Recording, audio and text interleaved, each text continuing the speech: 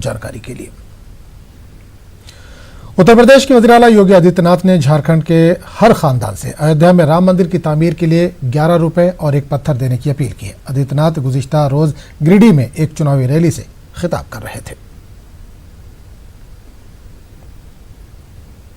500 वर्षों के अयोध्या में राम जन्मभूमि के विवाद को सदैव के लिए समाप्त कर दिया।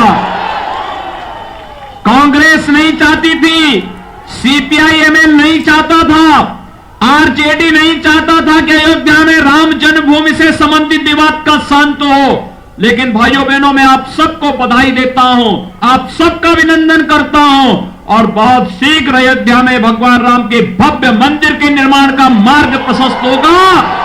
मैं झारखंड वासियों को भी आमंत्रित करूंगा उसमें।